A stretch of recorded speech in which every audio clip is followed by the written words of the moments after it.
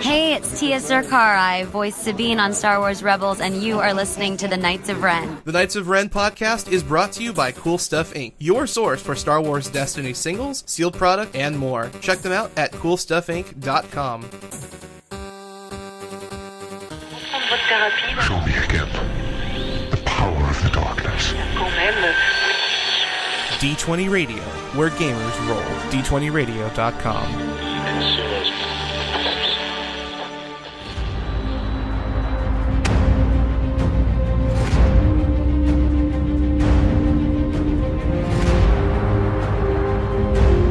Welcome back, ladies and gentlemen, boys and girls, to the Knights of Ren, episode 304. With us this week are Rick and Jay. How are you guys doing tonight? Doing well. Doing good. Awesome. So we also have a special guest with us, Elrathion, one of the creators of the Emo Kids deck. And how are you doing tonight, man? Great. Awesome. Very cool. So let's just jump right into it. Jay and Elrathion, you guys have some store championships to recap, and we'd love to hear what happened.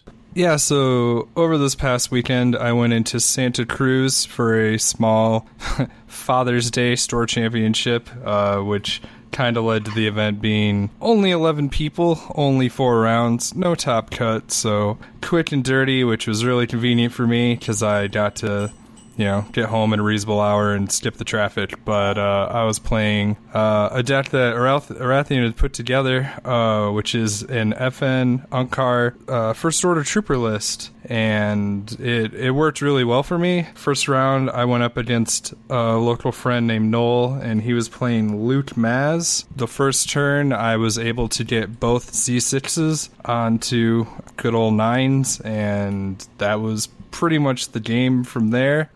He just couldn't do enough with Luke to sustain against the punishment that was coming from my deck, and then I was able to prize possession one of Luke's dice, and he was fairly crippled, and that was pretty much that. Going into the next round, I was playing my friend who drove me up, Curtis. He played he played Unkar Death Trooper, and he was playing more of a mill strategy, kind of jack of all trades. He had some Crime Lord shenanigans in his deck too, and again, I was able to prize possession away his Unkar and just sort of maneuver a little quicker than he could. We kept slamming each other's hands with Unkar's ability on really valuable cards, but in the end, I was able to overwhelm him. Round three was against Young Vader and 9s, and again, prize possession you're gonna hear is like the star of the show, but it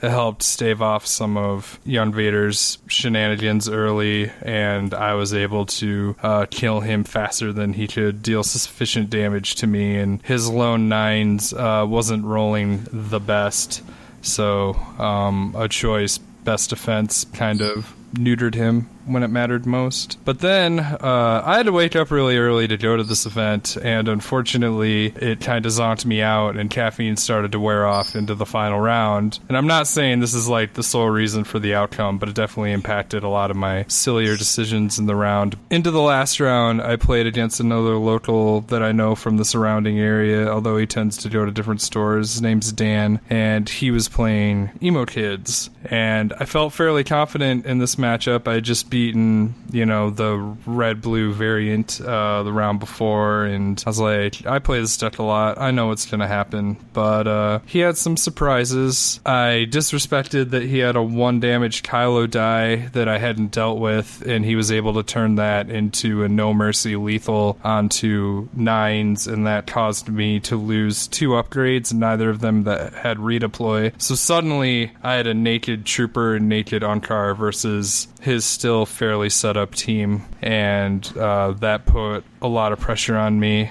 And then going forward, I just made mistakes that didn't allow me to come back. I didn't get prize possession that game, even though I had 2 in the deck, and that I was digging for that, and that didn't come. And from there, I just wasn't able to get good hits on Unkar's ability. I pulled a meditate, and that was extremely frustrating. And ultimately, he beat me pretty handily. So in the end, it came down to my Unkar versus his Kylo. I took a ton of damage, and then I miscalculated deleted. For the second time on the day, I thought Ankar had 11 health, even though that's Jabba and not him, and I made decisions based around that, and he was able to snake in his second Force Strike, which I wasn't anticipating, and he kind of stole the game unceremoniously. Everybody was watching, and it was kind of like, it was written on the wall that I wasn't going to win, but I could have blown up his money. I could have randomly discarded from his hand and maybe hit the Force Strike. I could have gained a shield. There was like 5 actions that I could have taken that at least would have given me the ability to survive, but instead I chose to make some money, and I just got killed for it, and it was like, oh, match is over. So I ended up taking second, which can't complain about too much. I've already won one of these, so it didn't change any of my prizes, but I definitely wanted the second win, of course. So that's how that went. All right, so Elrathion, why don't you tell us a little bit about your store championship and the deck that you brought? Well, actually, I went through store championships this last weekend. The big one was in Des Moines, Iowa. The deck I brought was Ankar FN Trooper. I think there was probably like 22 or something like that people in attendance, and it was a really fun store championship. Why don't you give us a quick recap on the decks you played against and how you were able to pilot Ankar to victory? My opening match was actually pretty terrifying. I was playing against something I think that the local Iowa meta invented. I'm not sure. But it's what they call One Punch Vader. And in essence, the idea behind the deck is that you get fast hands and blackmailer, Vibrant Knucklers on Vader, and then roll in and discard 3 cards on top of the Vader discard. So you pretty much have no hand left. As you can imagine, that does not sound very thrilling as an FN deck. So I sat in front of this guy, and he actually came to our local Omaha meta before, and he went 3-1 in one of our local store championships and just barely missed the top cut. And so it was a very terrifying game. He actually got fast hands out turn 1, round 1 I should say, and got his Fiber Knucklers off round 2. Fortunately, I was able to make sure, through Ankar discards, I was able to pick up his blackmail. So it was not a complete disaster, but yeah, it came down to 3 cards. I found the final roll and was able to kill off his Vader, and then with 3 cards left in my hand, I managed to sail through 2 rounds and kill his Ankar.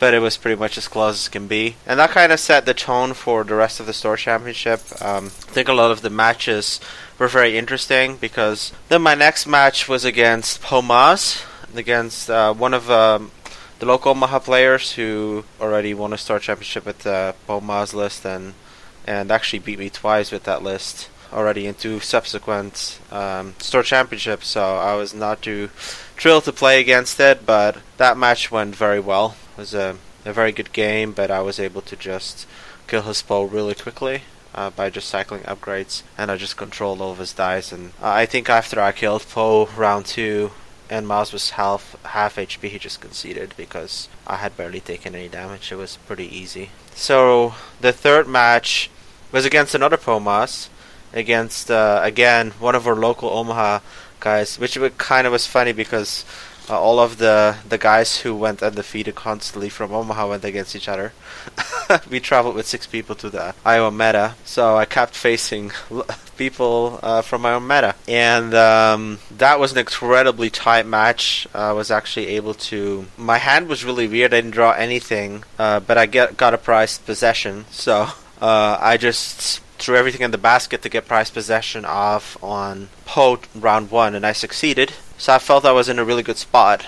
However, pretty soon after, round 1, he got his fast hands and a thermal off, so I already took some damage, and from there, pretty much he kept doing. He did a hit and run, and he did a planetary uprising, which I sabotaged. And the next round, he hyperspace jumped as soon as he resolved his damage. Then put another planetary uprising down. Then defensive positioned my dice for 2 rounds in a row. Then put his the second planetary uprising back. And I had him down to 1 HP, couldn't find the damage. And then the next round, he drew another hit and run and claimed for 4 damage plus 2 from the planetary, and so I lost by 1 HP, unfortunately. So that kind of put me at my first loss of the tournament. And my last match was against Vader Guard, and I prized possession his Vader rounds 2, and it was pretty much no game. It was actually pretty hysterical. I think the only damage he did after the prize possession was through events, through lightsaber throws, and things like that. Like, he did literally, like, I just controlled every single dice. It was, I could see, it was also against an Omaha guy. Like, I only play people from my local meta. Yeah, I could see he was getting pretty annoyed by prize possession. Yeah, it definitely was the star of the tournament. And so then top 4, I was 4th, barely made the cut with that one loss. So I was paired against the undefeated guy who played a Phasma, the Ephasma Guavian Trooper, and that was pretty much as easy as the Vader Guard match, if not easier. Mulligan to get my supports out, and pretty much every time he put a weapon, I bounced to his hand, and I just took all his resources, and I was just doing damage. And I think we actually played the matches best of 3, even though it's probably the legal ways to do best of 1, but I think a lot of our local stores just did best of 3 anyway, because they felt it was more fair. So both matches were incredibly easy. I feel it's kind of a counter deck to the Phasma deck, so that one really easy. I think the second match he did only 7 damage in 4 rounds.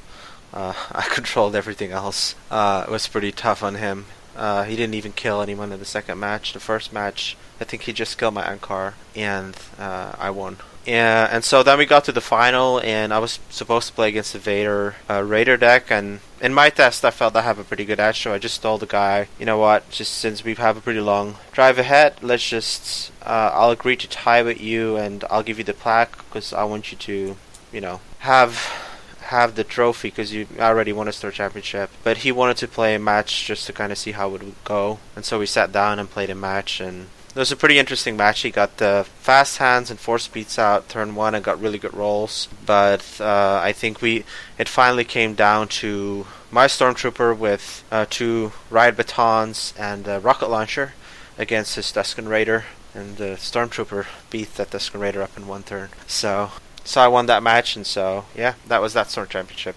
So, both of y'all kind of talked about the prize possession in the list being the star of the show, basically. When y'all are, choosing, obviously you're going to go after your most threatening target to put that prize possession on, but after you do take one of the dice, do you then focus still on that most threatening character, or do you move on to their support characters?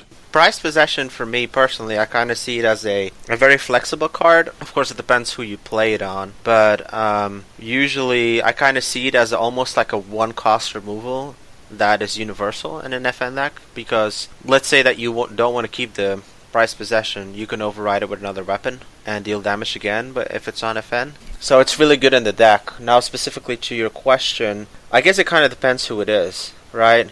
I think most of the time you actually probably still go for the character, because usually you play it on the most terrifying character. Like if you play Poe Maz, the game that I lost actually went against after Maz first. Like, in retrospect, I regret that because if I killed Poe despite having one of his dice, I think I would have won. The other match I went for Poe first, and it was a lot easier, because even with 1 dice, if there's fast hands and there's throne rooms and there's hit and runs, Poe could be more terrifying. Same thing for Vader. Even if it's 1 dice, he's typically more terrifying than a Tusken Raider, unless the Tusken Raider gets Mind Probe, but you can't do anything about that anyway. So yeah, I would probably still go after the prize possession target, and then use that as an override afterwards to get something else on the board.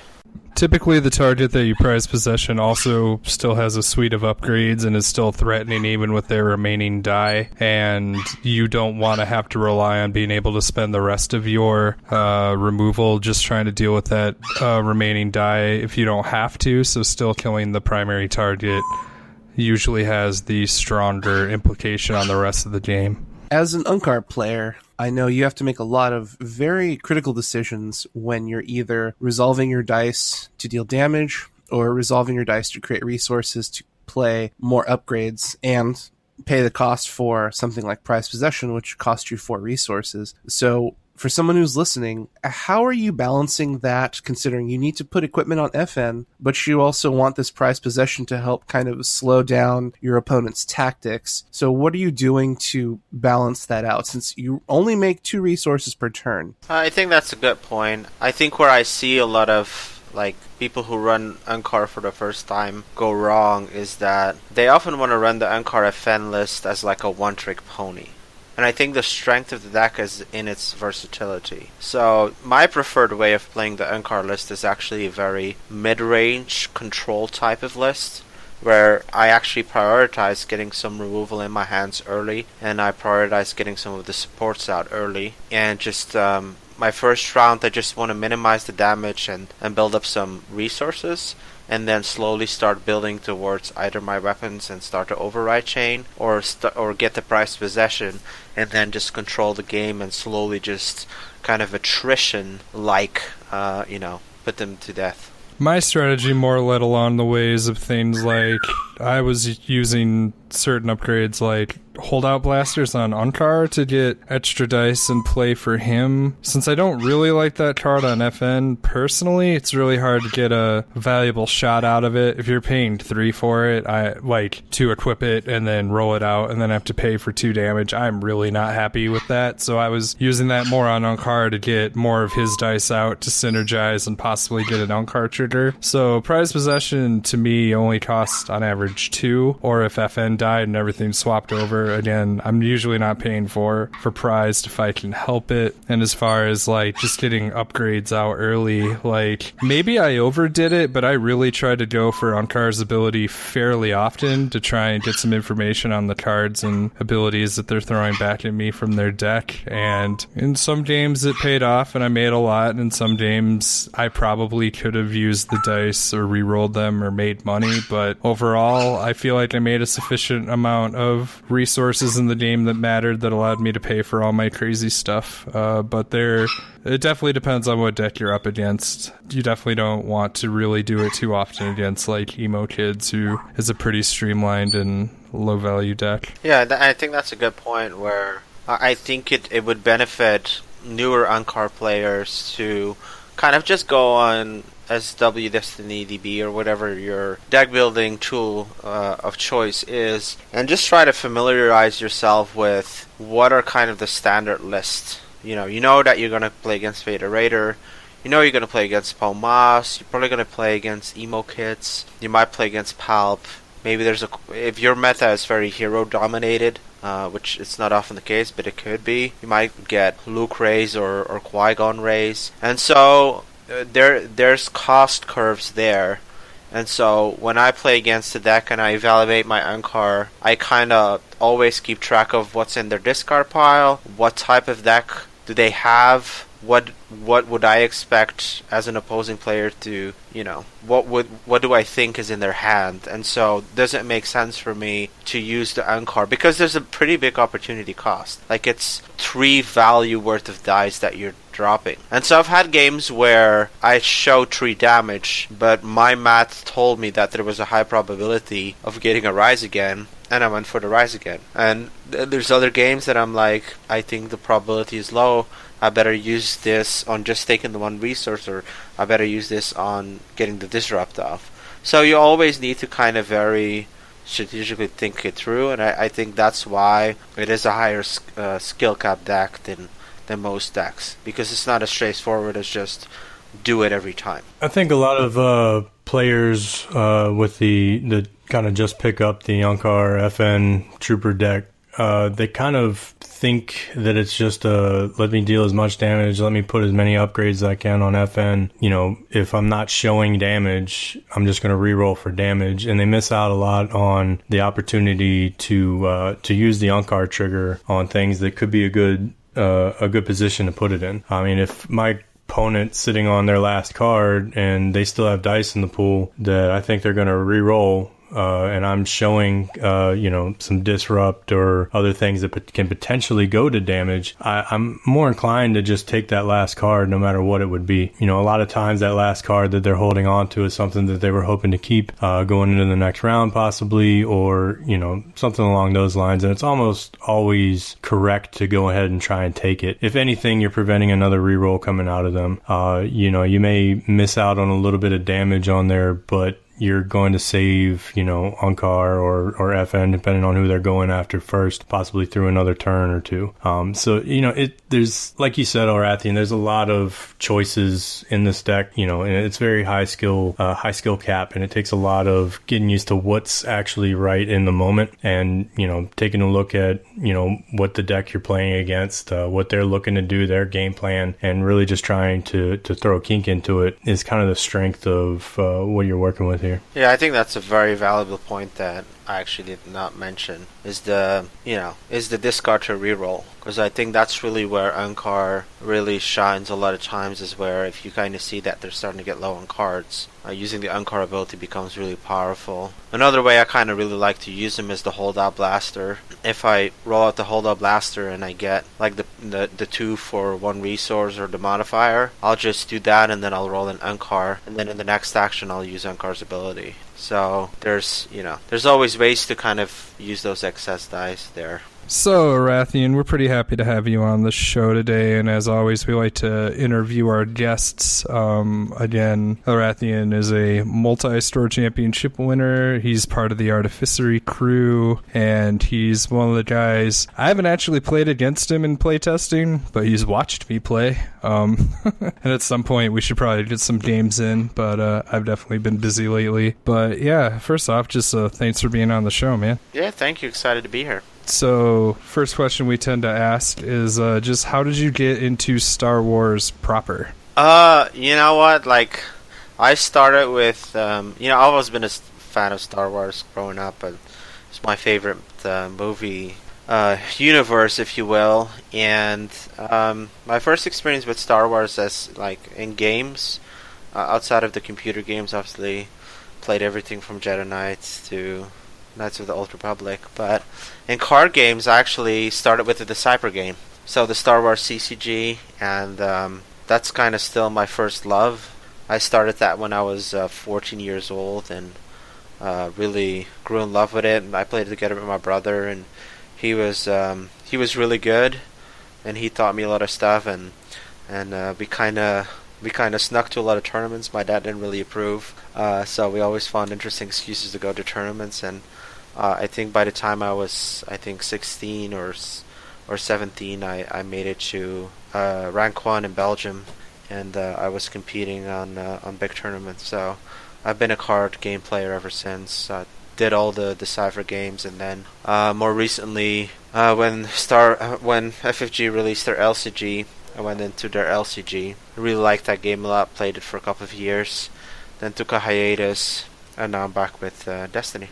So you mentioned that you played the Decipher game. Did you play any other CCGs growing up, or were you just a big Star Wars Decipher fan that kind of took a hiatus and then jumped into this? Well, I've always kind of been a person who just likes to zone in onto one thing. So when I played Star Wars CCG, like, that was it. Like, it was Star Wars CCG, and I just wanted to be the best I could be at the game and nerd out on it, if you will.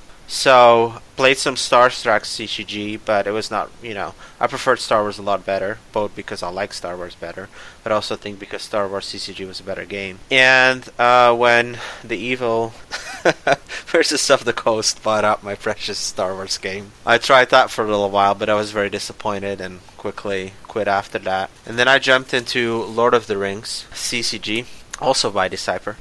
Also really loved that game. Unfortunately, as with games with these licensees, they're always at peril, and so that game also came to an end. So that kind of made me stop card games for quite a bit. Instead, I went on the online gaming mode and started to love World of Warcraft, and got like Grand Marshal on my server, and then started playing Arena, did really well there. And then it took a long time before me getting back in cards. It's actually FFG that kind of pulled me back into the card gaming world with their LCG. And really love playing that. There were a lot of great players in the local Dallas meta where I was living at the time. We had, I think, when I started playing, we had like back-to-back finalists at National or Worlds or both from Dallas. So I was quickly able to pick up a lot by playing against some great players there, and that quickly kind of scaled me up to become a good player myself. So, and then,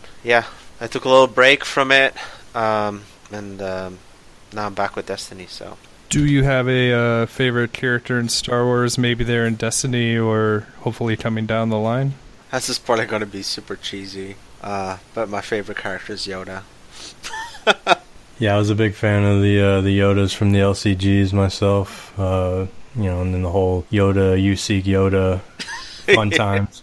Oh yeah, that came with that. But yeah, I'm anxiously awaiting to see what they do with Yoda in Destiny myself. Actually, think he might even first show up as a support. Support? Yeah.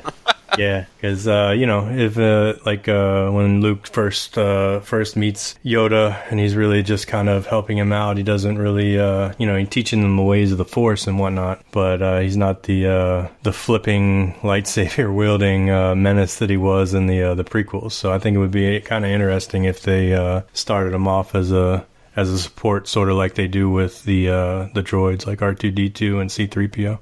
I think it would be pretty funny considering Luke wore Yoda for a little while, so that's kind of like he could even be an equipment.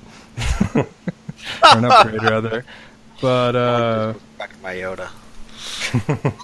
Yeah, I think Yoda's pretty neat in that there's just a ton of different directions you can go as just like a mentor and a teacher, or, he was a frontline general, or all these other like cool incarnations. You could even have a more like council approach to him. So I'm sure they're gonna get really creative in just the type of influence and character he is, especially since like, I don't know, like, you can't really translate that he's small to cards. I mean, I've always been slightly annoyed that Maz has 8 health, because I just looked at her and I realized that health isn't exactly like how much life or resilience your character has. It also has like influence and other, like plot armor ties to the idea. But at the same time, I just feel like a stiff breeze could knock her out of the fight, and she's just harder to kill than I think she really should be, but that's on me. That's funny. You know what would be cool? I don't know if any of you guys played through the Cyber game, but it would almost be cool if there was like an alternate win condition in like set 10 or whatever it is, where like your objective becomes to like train a Jedi or something, and so your opponent has like a set amount of things to try, and stop you from doing it. But if you kind of reach that, ability to fully train in the Force, you win the game or something like that.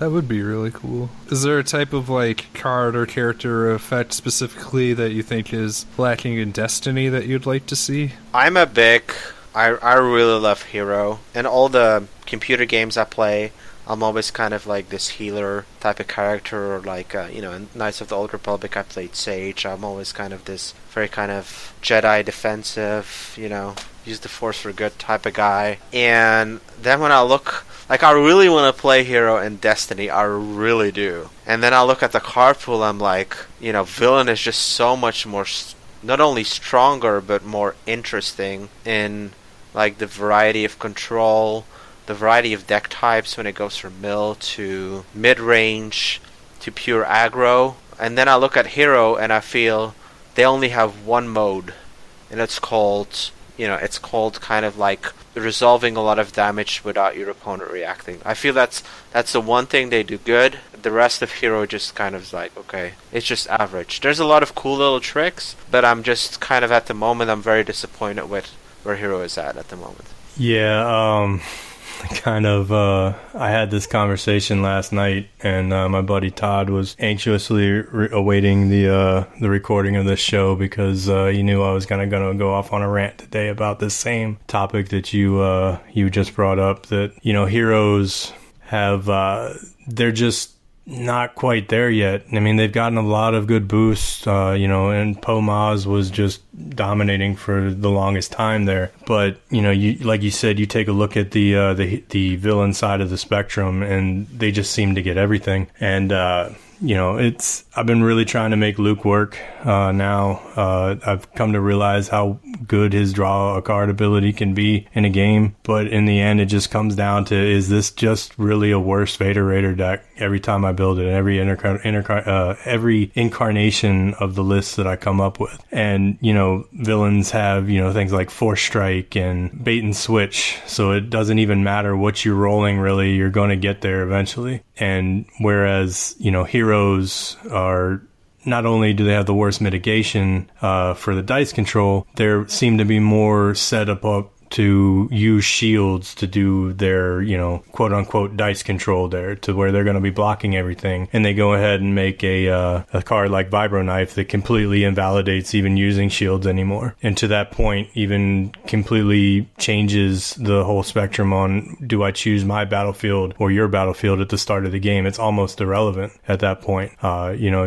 You're giving their character shields, but I've already got my Vibro Knife in my hand, and those shields are going to be completely irrelevant for the rest of the game. I mean, there's been plenty of games that I've played in the last couple weeks, in the last month since Spirit of Rebellion come out, where the same two shields that were on from the start of the game were on that character when that character died. I'm playing Luke, and I'm using cards like Caution and Take Cover or Defensive Stance in order to try and build up the shields. But unless you're using Riposte, they're just wasted cards. They're almost always used as rerolls. And then you see things, like Vader Raider that, everything seems to push them towards doing that damage, doing that fast damage, making sure that you can't resolve any mitigation against them, because you got fast hands, you got force speed, you got fast hands and force speed on Vader, to where you just roll out, take 2 extra actions. The Raider side of the spectrum has his built-in fast hands to be able to just resolve that 3-for-1 damage. And you're looking at Rey as your support character, and you're like, man, that ability is really great, but your dice is horrible. So yeah, I mean, I'm really looking forward to seeing what the Empire at War can do. I mean, when you see cards like what we're going to talk about later today on the hero side, like the Master of the Council, you really hope that they're leading towards, bringing a little bit of balance in the Force, if you will. Yeah, I think for me, the big thing is, like, if I look at Rey and Maz, to me, they're almost the same character. Even though they're kind of very different in, like, how it's approached, in essence, they both do the same thing. It's like they prevent your opponent from reacting to your dice, which is kind of one set of decks, and you're always going to be like, am I putting Rey in with Poe, or am I putting Maz in with Poe? Am I putting Rey with Obi-Wan, or am I putting Maz with Obi-Wan? And so, because in essence, they almost fulfill the same function. Now, if you look at villain, Phasma builds his own space. Like, you can build several decks around Phasma. There's multiple permutations. You can look at Unkar. Unkar facilitates a multitude of decks. You can look at Jabba, it facilitates decks. So there's just, I think, the lack of, like, these unique, interesting designs which Hero can build around as well.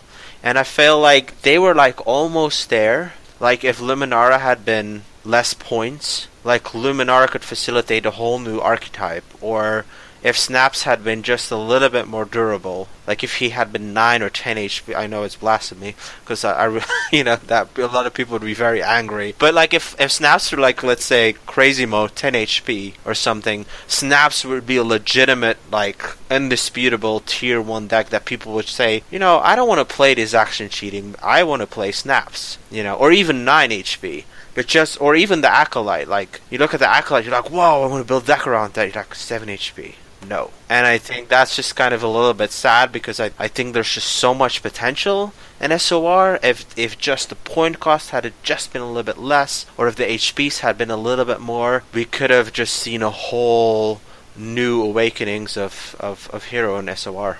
Yeah, I personally agree with that a lot. I mean, I lean towards villains, like, just in my play style, and I like the characters, but even I, like, want my friends who like heroes to play more heroes, and I wish there were hero decks that excited me, which unfortunately like there really just isn't a lot going on that they do that's super unique to them. You know, like mentioned, like they kind of do like shieldy stuff, and there really isn't like a whole lot else they do. Their effects seem to really enjoy when things are already going well for them, you know, like My Ally and the Force and stuff. It's like, yeah, if you rolled good and you didn't get that dice removed and you have a ton of money, sure, you can do something cool, but that's a lot of hoops to jump through. And like villains, like I rolled bad, but it don't matter. Get wrecked, you know. And I kind of wish Hero had like their own versions, like bait and switch off a shield die or something would go a long way.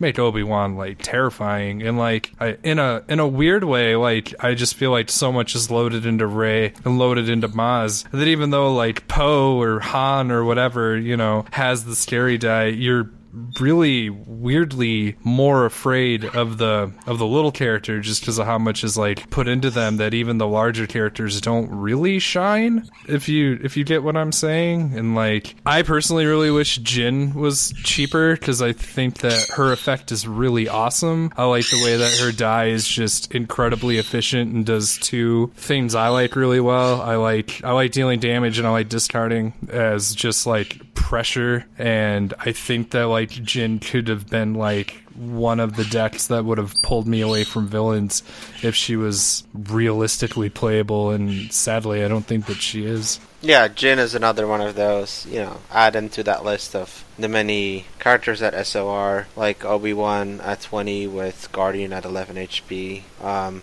You know, that you're just like, what am I want to play this, but what am I supposed to do with this? This is not how the game works. If it's a heavily costed character, it needs to be bonkers good to compete damage wise, or it's just going to be very hard to make it work.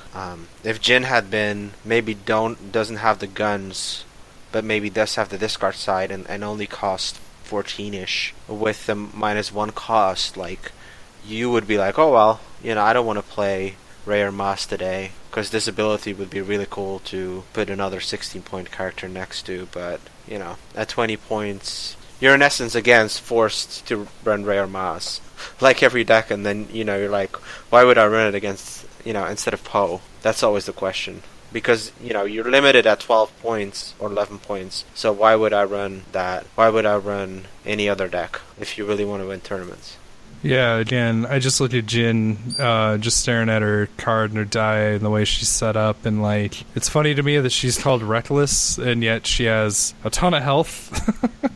And just like, I mean, I get it's just a title and it's whatever, but you know, like, couldn't they have made her a 1 range damage, 2 range damage, and cut her down? I feel like there's just so many cool like decks you could make with her cost reduction power that would continually also become cooler as more sets come out, and that at 20 is so much, and it's hard to tell. I think it's awkward to run her for a full 15 points for that die, but I really hope someone comes out with some like creative ideas, or, you know, Empire at War like really, you know, changes my opinion. I want my opinion to be changed about her. I want to play her, but yeah, she's just so heavy, and, you know, you could argue like maybe her effect is like super good and they wanted to keep it from being like the only yellow character you play. I mean, there's arguments on both sides. Like, it can be tough, but, you know, like, Han's still really great, and we'll see who comes out in set 3 and beyond. But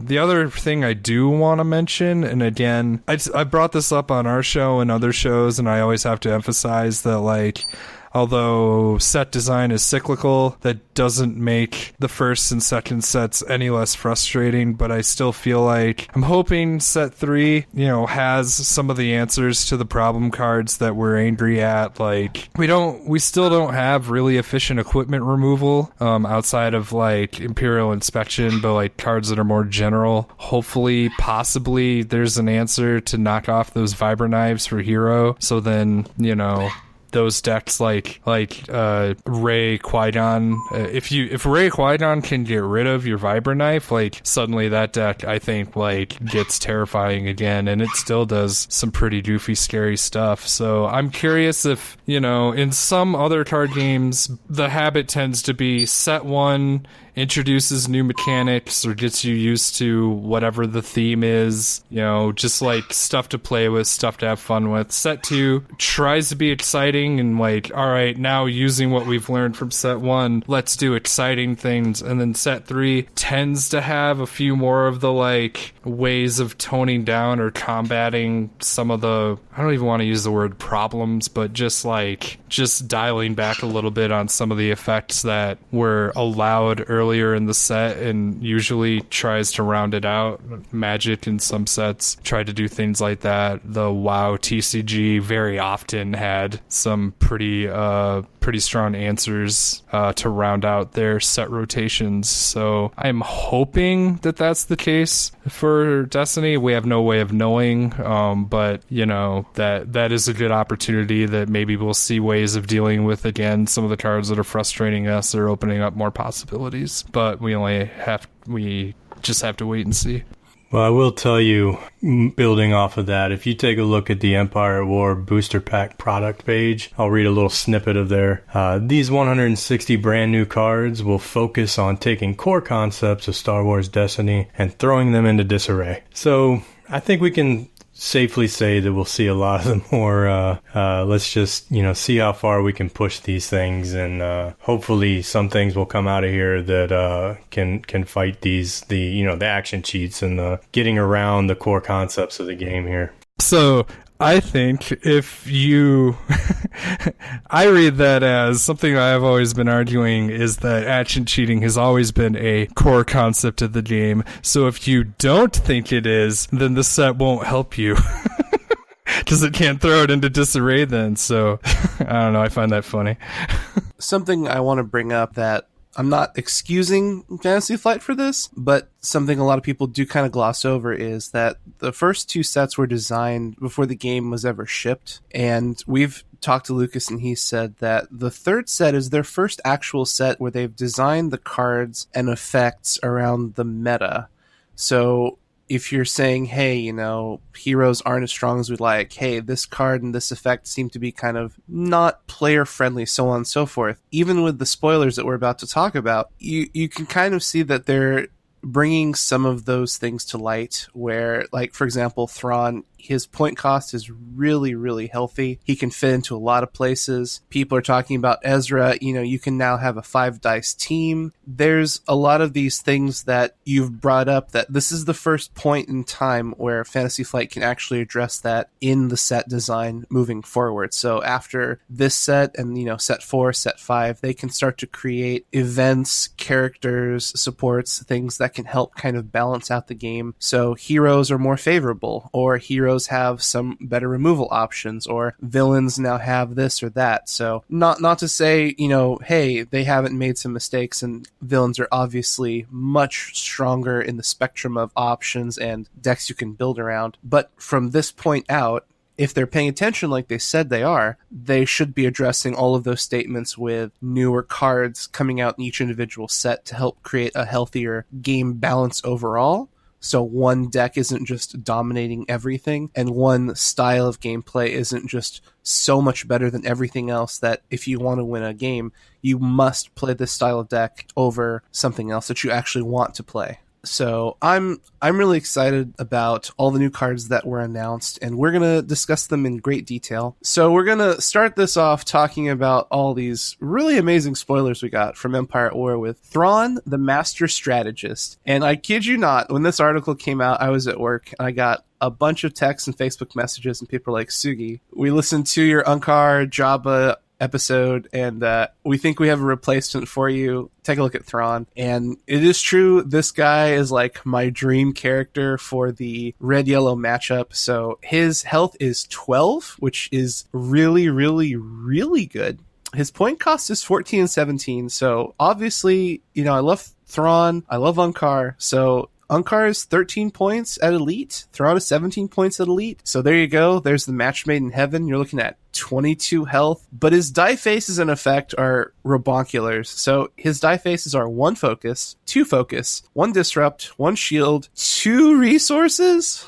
We'll get to that in a second. 1 blank. His special effect is after you activate this character, you may choose a number, then look at an opponent's hand and discard a number from it that costs the chosen number. So at first light, like the 2 things I instantaneously realized about these combos. And then a third thing that one of my friends pointed out. So we'll talk about that third thing. You were talking about heroes. So my buddy was like, this is what Mon Mothma should have been. And I 100% think that's very probable because he's doing all the things Mon Mothma wants you to do. Like, you know, she wants to have health, she wants to have focus, and she wants to make money. But her point cost isn't super great just because of the way heroes are points. Their values are kind of wonky. Her health total is a little lower than you want. Her special effect isn't exactly what you need it to be for a support character. And then here comes Thrawn. So he's got the 1 punch focus, 2 punch double focus. You're like, oh my gosh, so good. The big thing I noticed right off the bat is, so Thrawn, 2 Unkar dice, if you're really, really lucky, can naturally roll 8 resources because Unkar has the 2+2 sides. Thrawn has the 2 base resources. That is a ridiculous amount of resources. Like, can you imagine turn 1? You've got 10 resources on deck. That is just crazy. You could play out like an ATST and you could play out,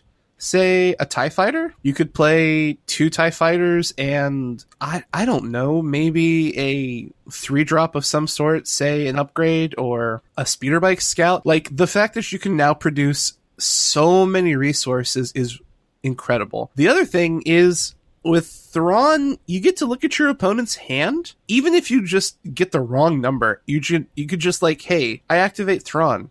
Show me your hand. You don't have to pick a number. You should always pick a number. And, you know, if people are going to ask, well, what number do you pick? Mathematically, you should always pick a 0 because if you don't hit that 0, 1, you know that they have zero cost cards in their hand. 2, you now know that anything you hit with Unkar's effect will gain you 1 resource. And 3, most of the really good removal cards in this game cost you 0. So if you're, or it's not just events that you can hit too, it's any number that you declare. So you can get rid of the Imperial Inspections, which are supports. You can get rid of those salvage stands. Like, it's not relegated to, hey, you can only hit events. You can get rid of supports. If there's, you know, a force speed in their hand, you can get rid of that. There's a lot of options that cost you 0 resources. And if you don't know what's in their hand, because say for example, you get the God draw and you have a friends in low places in your hand. So you play that, you see what's in their hand. Now you know all their numbers, you know every card in their hand, and hopefully you've removed a card from it that's a 1 or less cost event. So your opponent's at 4 cards. Now you activate Thrawn, knowing what's in their hand, and you can either get rid of their highest cost card or the biggest threat. Realistically, you're going to get rid of the biggest threat because you're going to want to eat with Unkar to get that card out of their hand that's going to cost them the most money. So with Thrawn, you're just open to options on options on options. And we're not even talking about what dice he rolls, because if he gets out like a double focus and 2 resource sides, I mean, there's so many things Thrawn does so well. But my favorite thing about him is he's 12 health. He's a beefy support character. 12 health is a lot to deal with. I mean, like, Luke Skywalker is a 12 healther, and he costs you 15 and 20 points. Thrawn does not cost that much. So this guy is going to be tough to kill. So if you get rid of Unkar, sure, okay, whatever. Thrawn is still going to be around, and 12 health is no joke. He also triggers Salvage Stand. He also triggers Imperial Inspection. The character is just lit with options and abilities and the things you really want for a great point cost. And I'm so happy that Thrawn exists, because this is what I was really anticipating from Fantasy Flight, was characters that fill in a gap with healthy points, healthy dice, and they give you what you want where you want it. Is he going to be in every deck? No, probably not. But the thing is, now he can slot into a lot of decks, and he gives you the utility you want with the health pool you desperately need.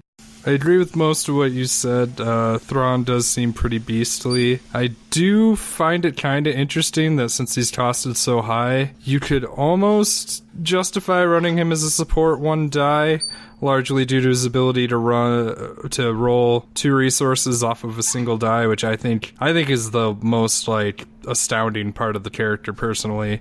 Just that sort of like variance ramp will have an effect on the game for sure. Having that random 2 focus available and the aforementioned bulky 12 health makes him fairly reasonable to run in a lot of lists to do some pretty scary stuff. It still remains to be seen if even everything he brings will have enough impact on a game to make him playable outside of like a cheeky control deck.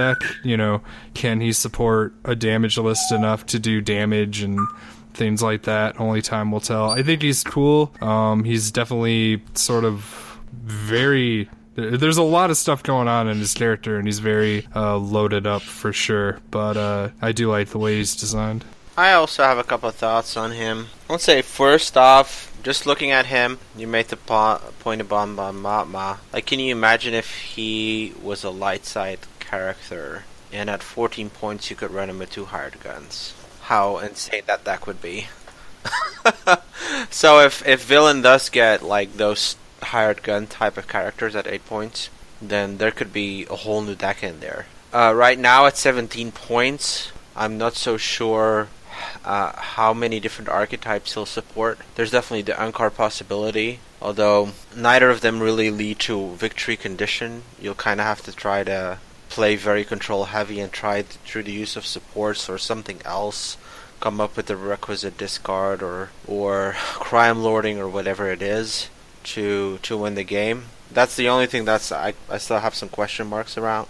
He could also pair very well with Kylo, just by the ability to ramp up. His ability is definitely by far, I would go as far as saying that to me, this is the best ability in the game that we've seen so far. And I'll say that because as a professional player, knowing what your opponent's hand is just makes it's a whole different ball game, because you can just plan out your turn perfectly without any surprises. If you have to kind of guess what's going to happen, it makes it a lot more difficult. When should I claim? What removal does he have? Does he have removal? Is there going to be no mercy? All of that is taken away, which is just humongous. Not to mention, if you're a good player and you know what they're playing, if you could play against the whole list, 5 Falcon, great, or 3 Thermal Detonator, or if you play against the blue deck and you don't want to have removal, say 1, you're gonna hit it. It's such a good ability. And I would say, lastly, my last point about the card, which I think maybe not people haven't mentioned before in the kind of podcast and whatever that I've seen before, is if you pair him with Ankar, Friends in High Places becomes a very easy thing to pull off round 1, because the expected value of him is between 3 and 4 with his two sides, and Ankar similarly has two sides. So it's very easy to play that card, and you already have the natural big resource round, but then Friends of Low Prices round 1, bam, get a really good card on the table. There's really insane possibilities with that, I think. Yeah, I like him a lot as like y'all said, a support character. I think he falls into a better spot at the 14 cost. Like Elrathion said, this ability is amazing, right? You thought Vader was rough, having to discard a card you don't want every turn. If you're playing against a good opponent and you're discarding cards that you actually want every turn, and they're looking at your hand every single at the start of every turn, it's going to be very tough for you to win. If you pair them with some high damage output support characters, like you can put 2 first order stormtroopers with those 2 focus sides on Thrawn to get away from those blanks, or anything like that. Two resources to be able to consistently get to endless ranks mid game or something like that. He is what Thrawn should be. Like, there's a lot of like how does this like Jyn Erso, right? How does this what Jyn Erso is, and this is absolutely what Thrawn should be in the game. One last fun point. Could Vader Tron be a deck? because you could run them both at one dice and have 2 automatic discard. I know it sounds really crazy, but I'm kind of almost excited to try it out. It's also like an insane amount of health. Yeah, that's what I was, it's like, it's 25 health, and you got 2 discards automatically. It sounds interesting. I would try it.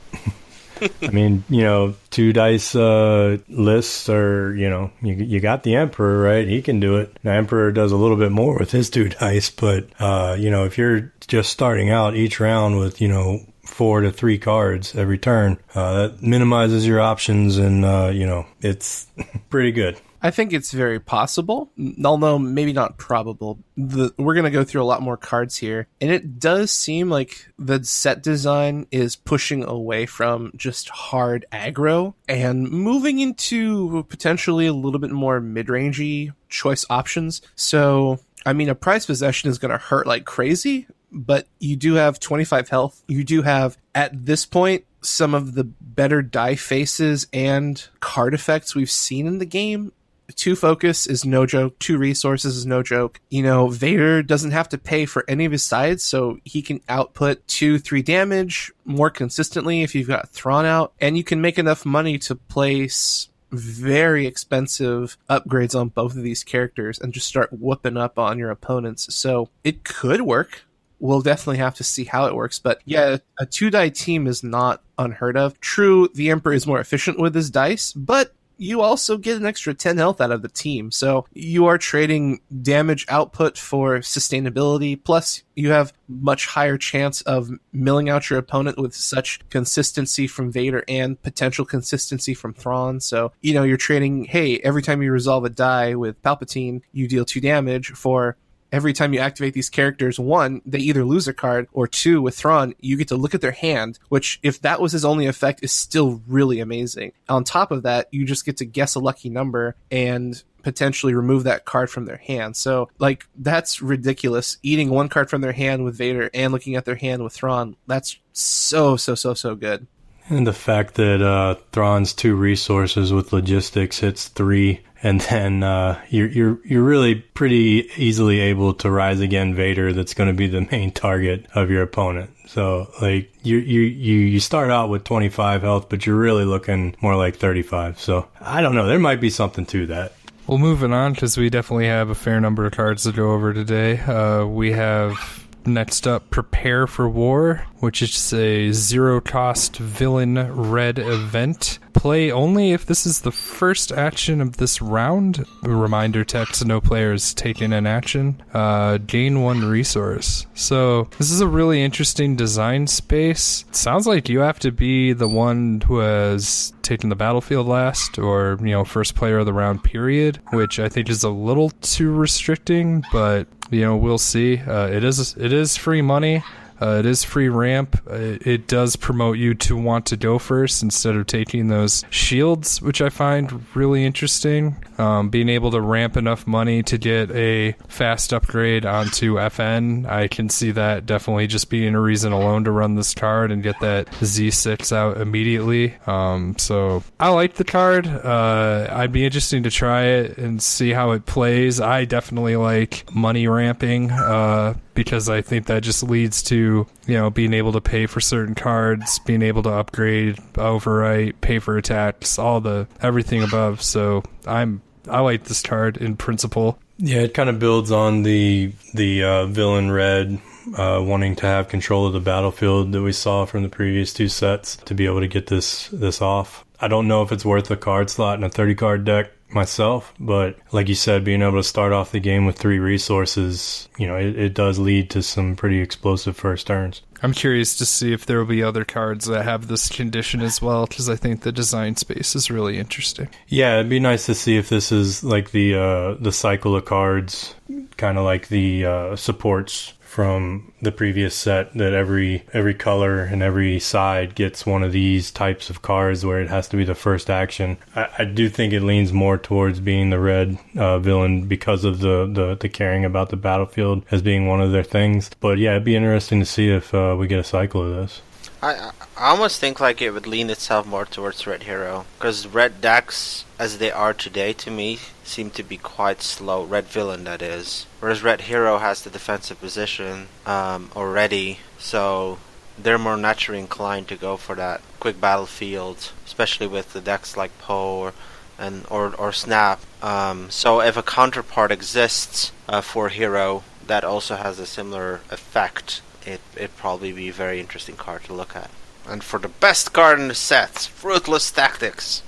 0 cost, resolve one of your dice, increasing its value by the resource cost showing on it. I think in order to evaluate that, it's impossible to evaluate that card, I think, right now. I think we'll just need to see what's in the set.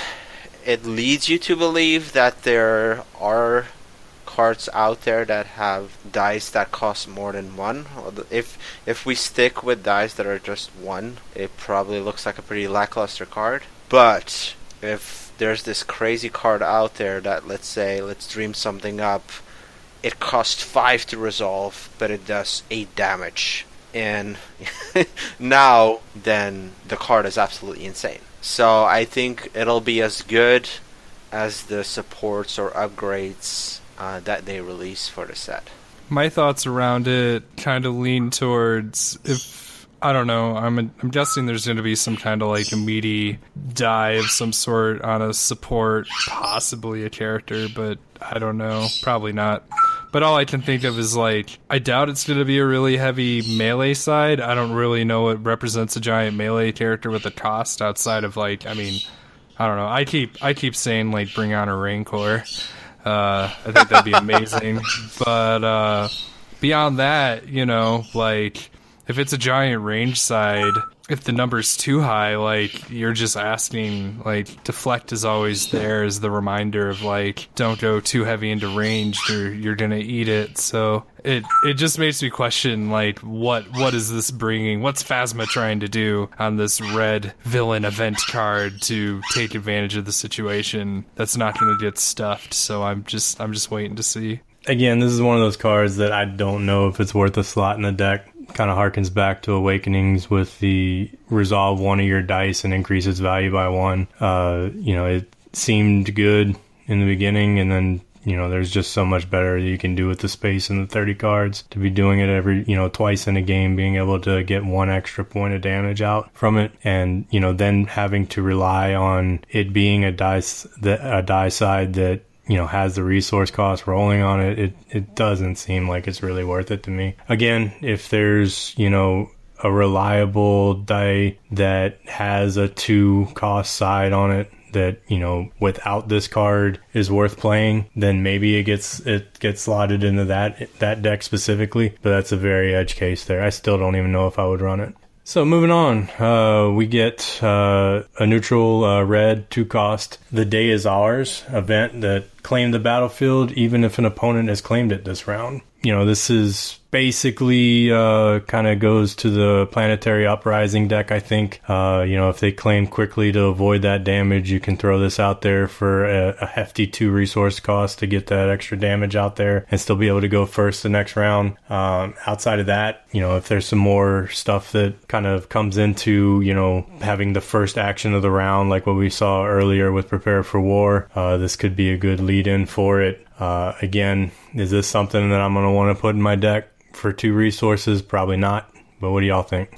I had this card described to me before I saw it, and I just imagined Krennic was going to be the character in the picture. It turns out it's Leia, which is pretty cool, but I'm not even sure it's like predominantly something you would want in a Krennic deck. Paying 2 to guarantee that you can roll him out with his trooper, I mean, helps, but we don't see a lot of Krennics running around right now anyway. Maybe we will, though, as we get more stuff revealed. But yeah, it's really costly. Obviously, synergizes with Planetary, but, you know, it really depends on, like, you know, the card itself is asking, like, how badly do you want to go first? And I could see this as maybe a one of, just to make sure you can, like, swing that momentum back, but at the cost of 2 is a lot, but I do think the card would be fairly strong if it costed 1, so I kind of get why it's in the position that it's in. It's just, It's one of those cards that, every card game has them, where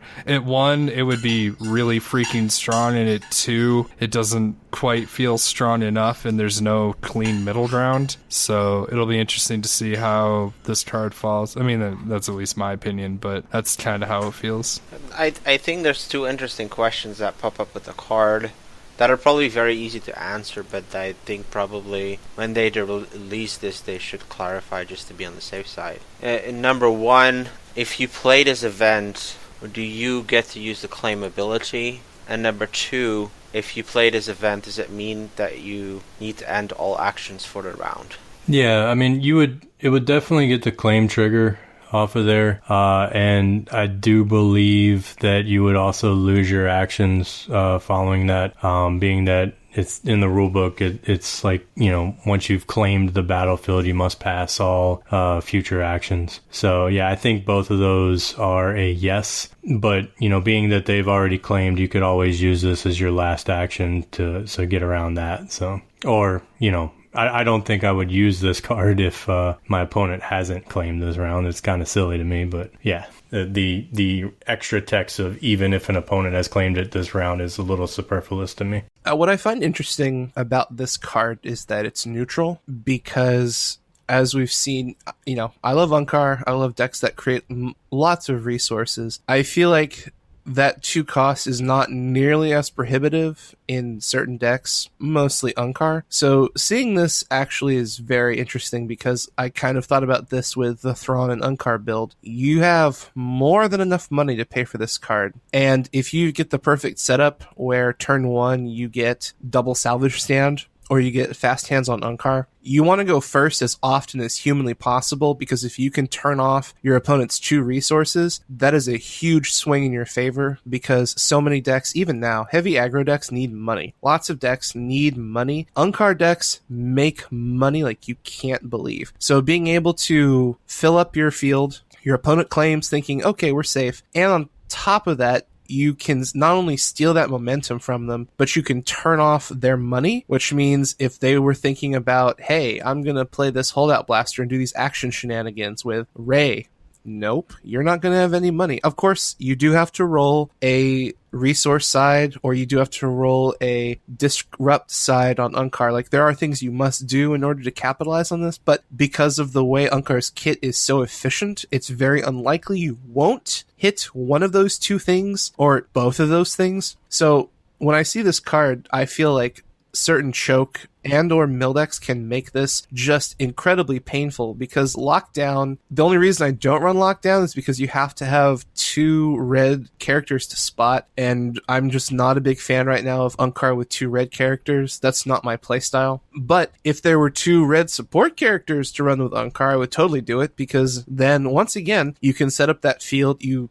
pay 0 money with lockdown, and now you're looking at the ability to go first, choke out their resources, slow down their turn, and if you've got Thrawn, they're sitting on a full hand of things they can't play. You can start to pick out the things you don't want them to have, and then chew out all the expensive stuff with Unkar. Like, this isn't the card that's going to fit into every deck, but the decks that are going to use it, I feel, will make you really, really suffer for it. On top of, you get to use the claim effect. So lockdown, you just steal the battlefield. With this, you pay $2 to essentially go first, and you get whatever effect that is. So, like, my deck runs Moisture Farm. If you pick Moisture Farm, this now costs me 1 resource. If you're doing specials with, say, Emperor's Throne Room, or you have healing, or you have cargo hold, like, anything you've got, you just paid $2 to use and go first. I don't feel like that's prohibitive, especially when your opponent isn't expecting it. You can just say, sure, the day is ours. I'm going first, I'm doing this effect, and let's start the next round.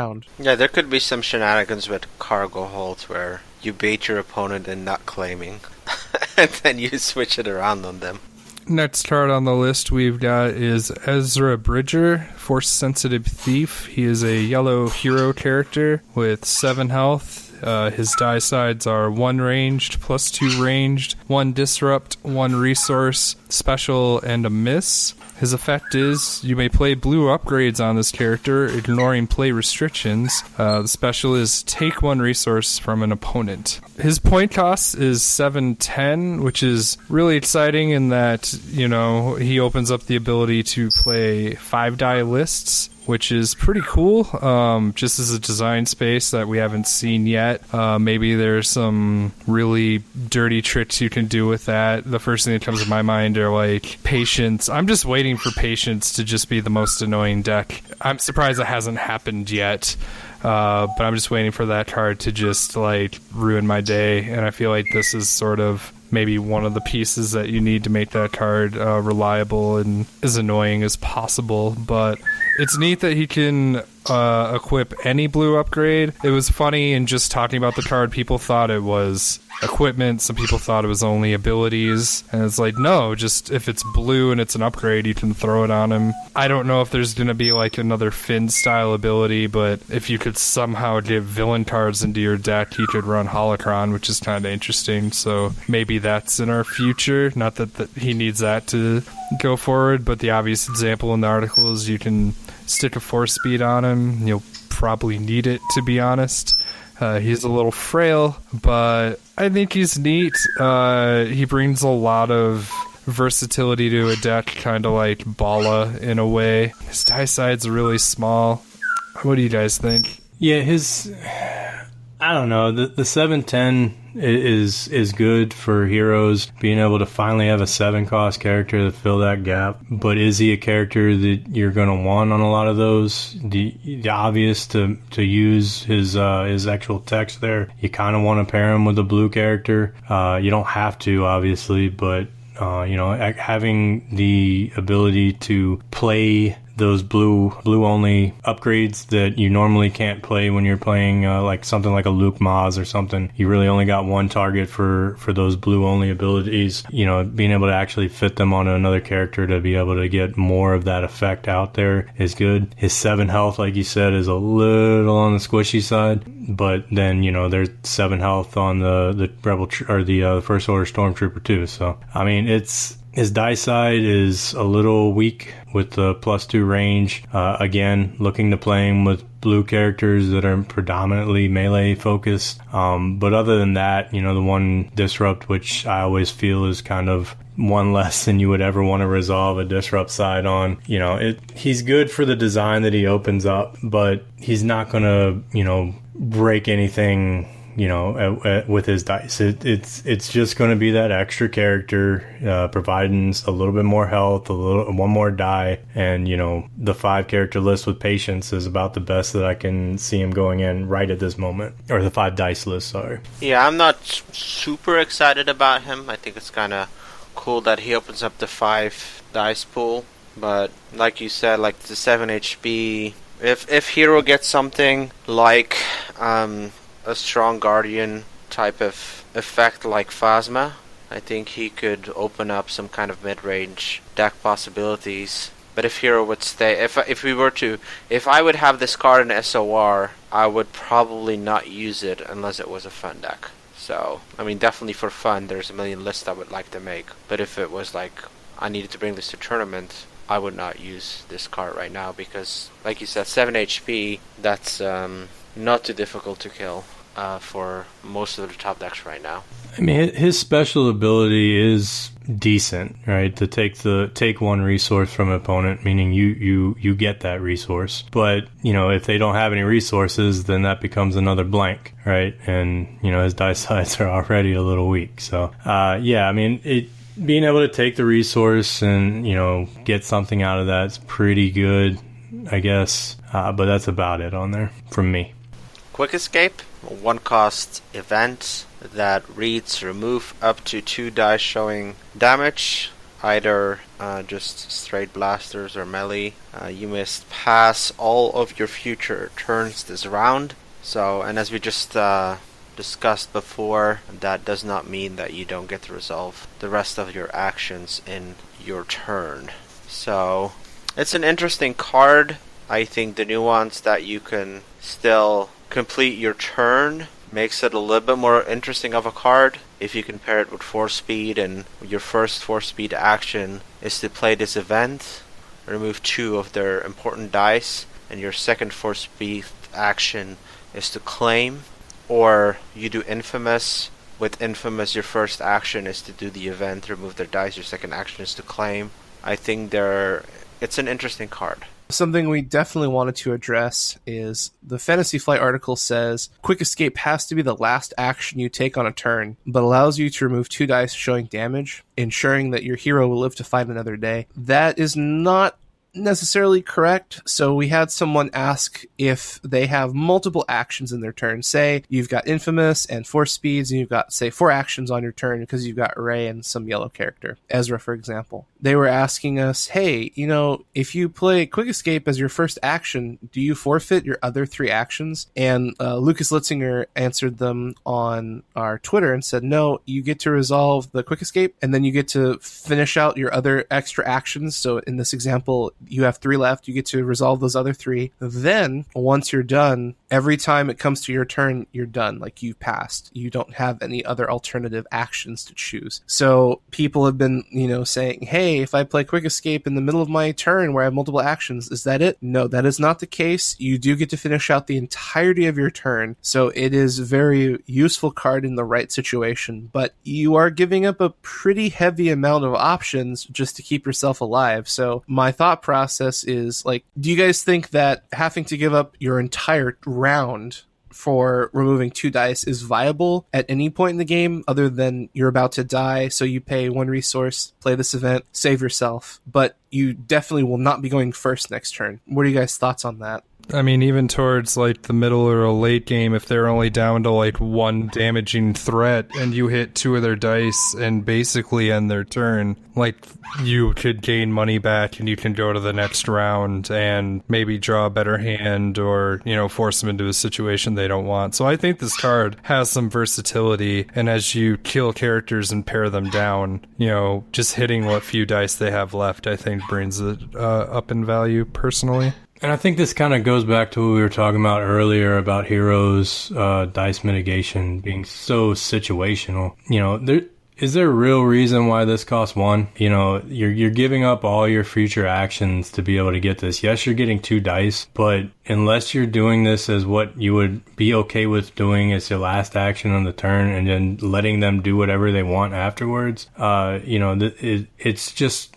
I don't know. It's a little too situational for me. Now, it kind of goes to what Loth Cat and Mouse is right now, where that's not one that you want to do early on in a turn. You want it to be, your last die that you're probably not going to resolve anyway, and then being able to get a big die out of them that they've had to re-roll into. But again, being that 1 resource cost and then also having to pass all your actions for getting this, it's just more of the same to me.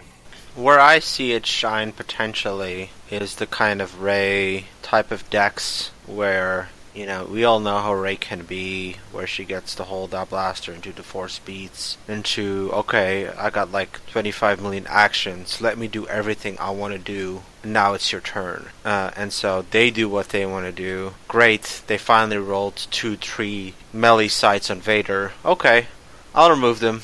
And that's the end for me. In decks like that, which Hero has these type of decks where they just do everything they want to do before you can react to it, I think the card makes sense. All right, moving on to the meat and potatoes of the article here. We have Mace Windu, Jedi Champion. Blue hero, 12 health, 16 and 22 for elite. His action is remove this die to defeat a character with 2 or less remaining health, which is going to be pretty easy to get to with his die sides of 2 melee, 2 melee, 4 melee for 1 resource, 1 shield, and 1 resource. He is a big beater.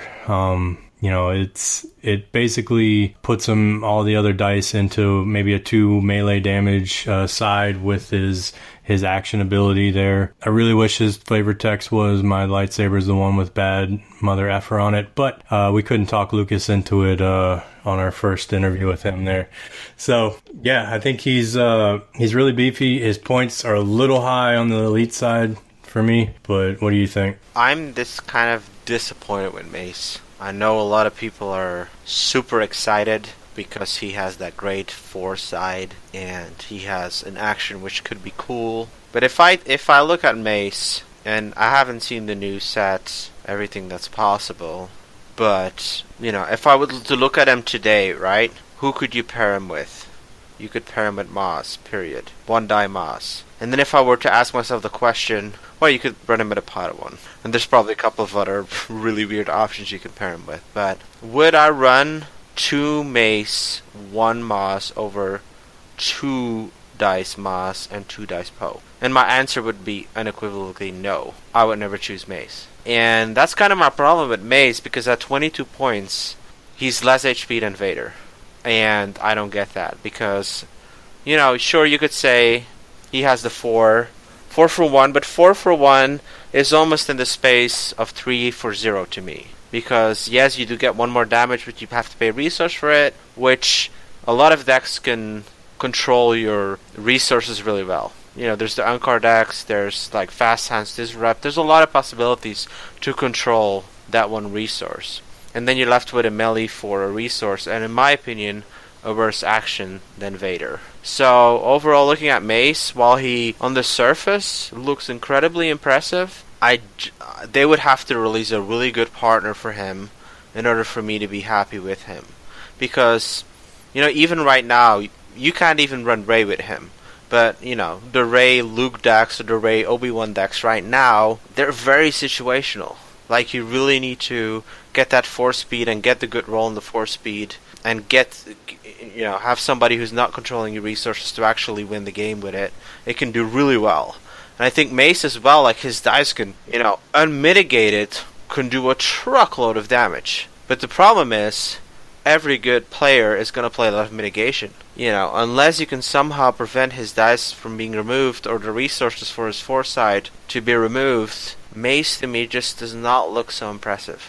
I don't know. I too agree that, as far as the 4 damage, 1 cost side is just kind of brutal for Hero right now. I would never say that, Hero has ever been truly in a position to make a lot of money. And when he's sort of bogarting so many of the points, which, lessens, as you're saying, the amount of dice that his support friends can bring, that also hits your money, even indirectly. And 4 damage is a huge swing, and I do like how his effect is sort of laughs at characters who try to shield up, kind of the same way as backup muscle. That's kind of cool. Unless you heal them, you can't save them. But it's really hard to it's neat that it's really hard to get super excited without seeing more stuff, because again, he swings hard. You're obviously probably going to try and roll him first and hope that you hit some of those big size and wallop somebody, or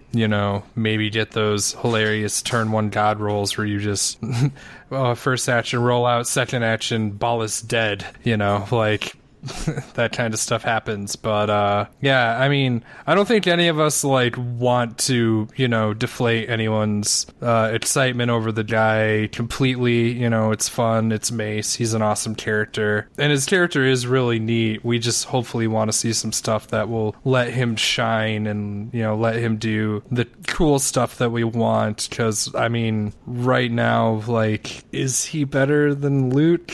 I'm not convinced he is. One of the only reasons to really be running Hero Blue at this point right now is my ally is the Force, and he's not really good with that, right? You're not gonna have enough money to be able to resolve that 4 for 1 twice. He is lucky in that people have stopped running Force Throw, so that doesn't get thrown back in his face like some Force Lightning. But I don't know. I really wish he becomes playable with the rest of the cards that are coming in Empire at War, because he's one of my favorite characters. And it's just so hard at that 22 points and having to pay for his arguably his best side. And again, Luke is kind of better, but Luke has a focus side on there that you never really want to resolve on him. So I don't know. I would pick Luke over Mace right now without seeing anything else in Empire at War. All right, and before we get to our last card, we have one honorable mention. We did get to see half of a card, which is a fan favorite of Chopper. We don't know what his effect does yet, but I did want to bring him up because I find his die side kind of interesting. He is a 1-cost support based on where his die sides are located on the card, being the upper right, but he has 2 1 melee sides, disrupt, resource, some kind of special, and a miss. You know, there's a lot of debates on like how good C-3PO is, and not a lot of people really enjoy BB-8, but I do find it really interesting that he has 2 1 damage, like no conditional sides on his die, which he could be really good in our meta, running around with a bunch of Vibrant Knives and other things, like, or even as like a support to Rey, potentially to turn on her +2. I'm not saying he's great. We don't know what the rest of what he does, but I do think it's interesting. 2 melee sides, 1/3 of the time. That's pretty cool. So I hope maybe he shapes up into being something really neat, but only time will tell. But he seems pretty nasty. Moving on, as the last card, we have Master of the Council, which is a 4-cost blue hero upgrade that's unique. Is a title, which is a card type that we haven't seen yet. It is not an ability. The die sides are +3 melee, +4 melee, 2 shields, 2 money, special, blue character only. Exhaust this upgrade and spend 2 resources to ready a character if you resolve the special side. This card is very exciting. It does a whole lot. I see Hero potentially like overriding some of their stuff to try and get to this. 2 huge plus melee sides for a lot of damage. 2 shields. Some characters and lists in Hero enjoy that, and I mean, if you're not dealing with Vibrant Knife, like that's not terrible for 1 die. 2 resources is really sick. The special side, if you have the money, is really strong, but the kind of resounding sentiment that we keep bringing up is like heroes and money. You don't really hear those in the same sentence too often. Granted, again, this die can make money, but then again, you're not getting the special that turn. What do you guys think? I think the one kind of big play that I see with Mace and Master of Council is obviously Destiny. Like, you can just remove 1 of Mace Window's 4-side dice to play this for free, which, if you can pull that off, that's pretty bonkers. And other than that, I do kind of see it as an interesting late game card. It's probably not something that I would feel comfortable with in a very fast-paced game, but if you get to that point where it's just Rey or it's just Qui-Gon, and you can play this, and late game you already have the upgrades you need, so you just have a lot of resources left over, then that looks a very, very scary card. Just the 3 and the 4, and then the 2 specials to ready. It's a very interesting card. I'm actually looking really forward to exploring it and seeing if we can make it work. One thing that's interesting between both Mace and this card is how they both synergize with the card Guard, being able to use the 4-side on Mace or the 3 and 4-side on Master of the Council. You can remove a whole lot of dice. Granted, you wanted to use those sides for their intended purpose typically, but it is an option / fail safe kind of get out of jail ability that you can do to get rid of a really good opponent's roll, or to just again like wipe out their whole turn potentially. So it is kind of another neat puzzle piece to these that is an option. One thing I'm glad that they put on here is that exhaust this upgrade and spend 2 resources to ready a character. Now granted, if you're flush with cash, you're probably not playing Hero Blue, but it gets rid of the ability to have this on a character and continuously ready them as long as you can spend the 2 resources on them. So when the character ready, his upgrade or his or her upgrades do not ready with it. So at least they put that little fail safe in the card text there too. But all in all, I mean, it's something that I would want to pay for resources with to get this effect. Beginning of Awakenings, Luke Akbar with his ability or the card to allow him to ready Luke to be able to swing again was fun. This is a repeatable effect in there for the late game that also comes with a pretty good dice to go around with it. Again, on Qui-Gon, I think is really well on here because you can really use all of those dice sides on there. Yeah, all in all, like I would pay for this. I would, overwrite. I would overwrite this on a Padawan. First turn lightsaber on a Padawan, and then next turn overwrite Master of Council on the Padawan, and have her swing for the fences until they can, manage to do 7 damage to her. But yeah, it's pretty good. I think I also like the fact that it says a character. So it's very flexible. You would assume that it says attached character, but it's actually at any point in time you could say, well, no, I don't want to have this character. I want to do my other character or my third character. So it also leaves your opponent guessing on what your play is going to be exactly. And again, like if it's out and you have the Destiny and things of that nature, like there's or the guards. It's a lot of, if they continue to develop that ID that Hero Blue needs to remove some of their dice to get a significant bonus, there might be some more stuff coming. I'm intrigued by the card. The point cost, the resource cost feels fair. The options it gives you are interesting. The numbers on the die are fantastic. It's just in a weird place where, like you guys have said, you don't think money with Hero Blue. You traditionally think money with Hero Red and some Hero Yellow. So the funniest thing is when I thought about Master of the Council, I wasn't actually considering playing it with Mace Windu. I figured you would probably play it with Akbar and a buddy, Mothma and a buddy. You could do double hired guns and somebody else. Which is funny that usually the art on the card means that the card is synergistic with the character that's, in the art design. But the problem is Mace Windu eats up so many points and so many resources that it's just not going to be easy to get a 4-drop onto a Mace Windu character, especially when his point cost is so prohibitive that not a lot of characters can be paired with him to produce resources you desperately need, unless you reduce him to a single die, which is probably not a number you really want him to be at. So it's just kind of peculiar how he's been kitted out with really strong die numbers, but his point cost and the resources you have to spend to get him to the damage you need is almost counterintuitive to his design aspect. So I feel like Master of the Council will definitely see play in decks that can produce money, but you're probably going to see an off color of like a red or yellow character. Your hired guns, like I said, Akbar, Mothma. What would be most interesting is we haven't seen the Jedi holocron